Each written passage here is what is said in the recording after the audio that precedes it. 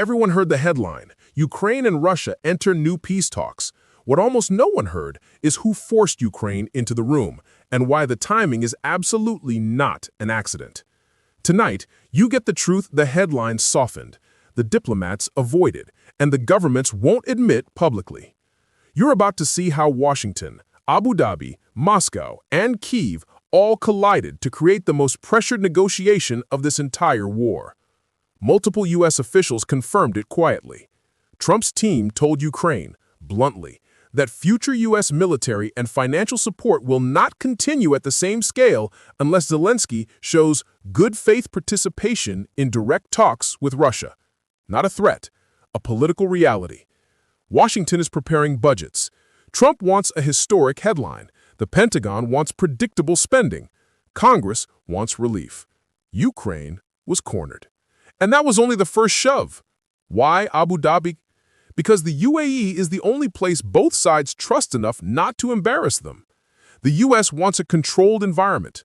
Russia wants neutral territory. Ukraine wants a location that doesn't make them look defeated. Behind the pleasant photo ops, the UAE delivered the real pressure. Security guarantees, diplomatic cover, and the message, if you don't talk now, you may not get another chance.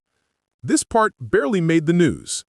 Several European governments privately pushed Ukraine into the meeting because they are reaching energy, budget, and weapons exhaustion. One diplomat told Foreign Policy off the record, "If Ukraine refuses talks now, we cannot promise the same level of support in 2025. Europe is tapped out. Ukraine is rationing ammunition. Air defense is stretched thin. Russia has a numbers advantage. Zelensky knows holding territory is getting harder every month. Putin knows a short, controlled negotiation could lock in gains before the war drains Russia further.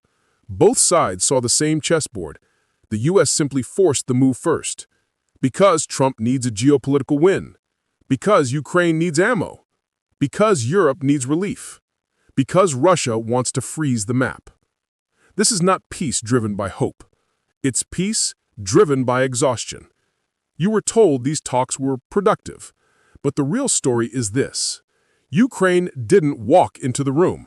Ukraine was pushed into it by Washington's political clock, by Europe's financial limits, by Russia's strategic timing, by the battlefield's cold math. This negotiation is not the end of the war.